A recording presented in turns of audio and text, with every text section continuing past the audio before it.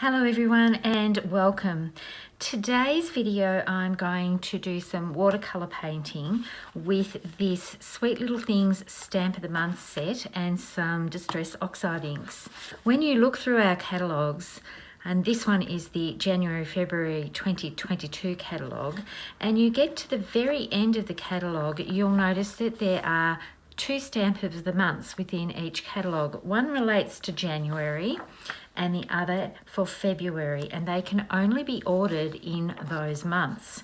So if you are within Australia and you spend $80, you are able to purchase this stamp set for $9, and that's applicable to all stamp of the month. So within February, if you spend $80, you can get this stamp set for $9. However, if you're a VIP and you spend this amount, you get this stamp set for free. So this is valued at $34. And why wouldn't you want to get this one for free? It is so adorable. I saw this and I may have let out a little squeal when I saw this because I just love these images so much.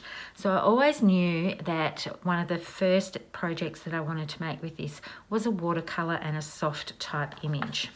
What I'll be using today is our Distress watercolour paper. That's the Tim Holtz Ranger brand. I'm using some retired almond paper. I think it's still available, so I will link to that. I'm also going to use one of our A2 card bases, and I've got some fun foam as well that I'm going to use to pop things up. When I'm doing the stamping, I'm going to do it on the smooth side of the watercolour paper, and I'm going to bring in my Misty to do that because I want to make sure that I get the image exactly where I want it. So I'll just set all these things aside. Now, one of the things I love with using a Misty is I can do double stamping if I don't get a good image the first time. But I do find that with the Distress Oxide inks, they stamp really, really well. So you can do this without, but I have made a series of these and I'm going to show you more of them at the end of the video. And I have cut this Distress watercolour cardstock panel to 3 3/4 by 5 inches because my almond panel is at 4 by 5 1/4, and that will allow a white area to show around my card base. And you can see I've got another image here, and I'll show you why a bit later. So you can do this for a production line. I'm doing my panel and then I'm going to do something else with the stamping for this very same project, so I don't have to keep taking my stamp images off the block. I can keep working on the projects. I'm going to ink this up with Vintage Photo. Make sure I've got everything covered. Close the door and press this down. And that's inked really, really well, but I'm going to be watercolouring with this, so I'm just going to put a little bit more of the Vintage Photo on there to make sure that I've got some really good coverage. I'm going to bring in some paper towel. I don't need my ink anymore, and I'm going to speed this process up so that you don't have to watch the entire colouring process. But basically what you need to do is with your water brush, just go gently along the edge where the stamp image is and bring it in towards. You don't want to go out the other way because that can cause it to bleed. It is fixable if you don't do too much of outside the lines. You can add water to the area that you want to remove and blot that up.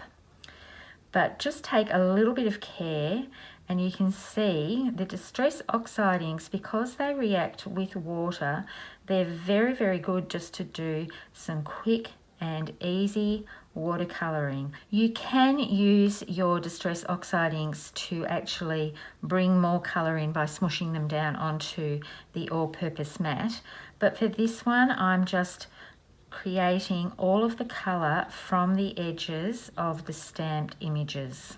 So let me speed this up. You've got the idea of what I'm doing here now, and you can watch this with a little bit of music and hopefully enjoy the process.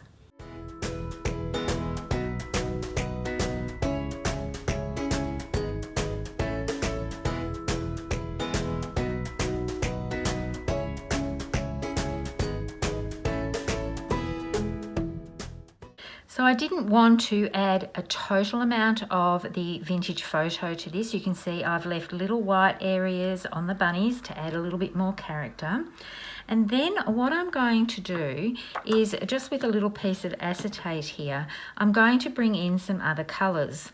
You don't want to add too much water too close to where the vintage photo is, but I do want to bring in some grey, and I'm just going to smoosh this down onto my piece of acetate here and pick up just a little bit. I'm just going to go around these little areas here, and I'm just staying a little bit away from where the vintage photo ink is. And then I want to add a little tiny bit to their tails, and you can see I'm just dabbing that on, and then I'm going to get my paper towel and dab it off. If I go too close to where the vintage photo is from the stamping, it will bleed into my image. So then I need to squish that water out.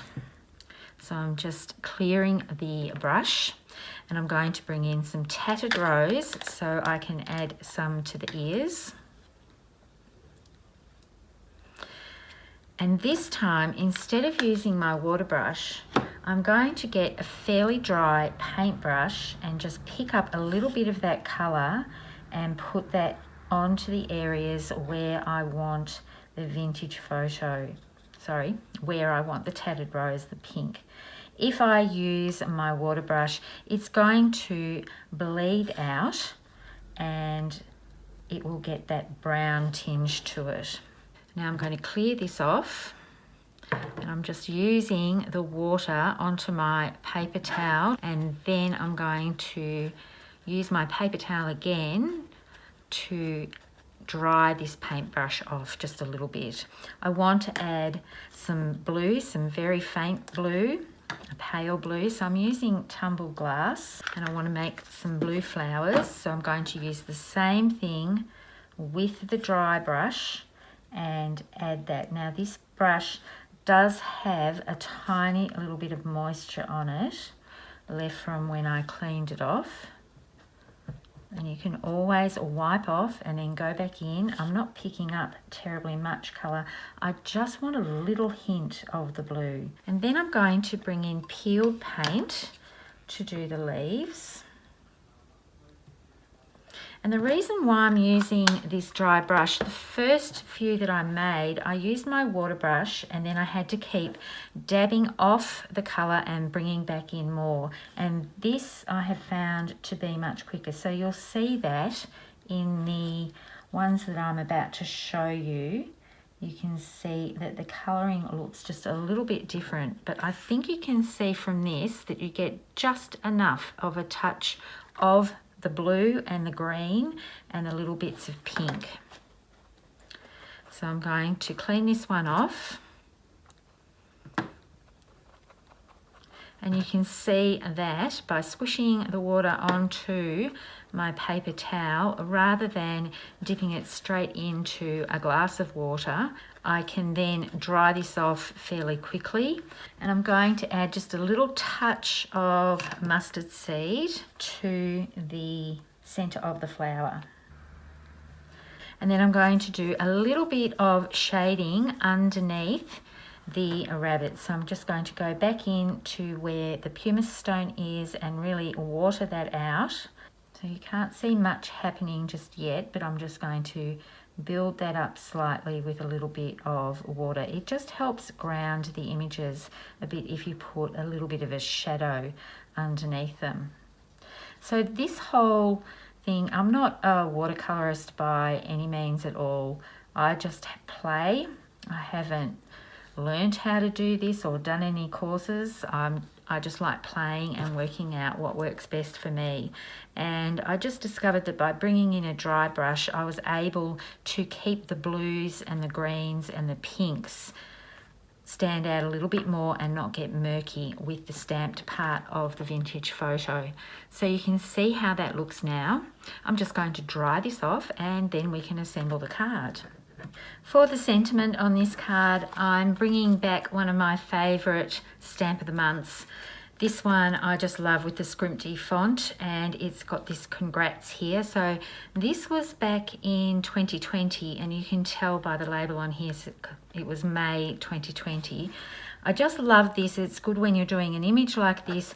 I like putting a very clean and one line sentiment on them, and I'm going to use almond because the vintage photo is quite dark and I don't want the sentiment to be too strong up against the actual image of the bunnies. So that looks perfect, and it brings in the matching element of the almond cardstock. I love this little bunny giving the flower to either the mummy or the daddy rabbit. And then this image here is like they're walking off together, all happy and going for a little stroll in the park.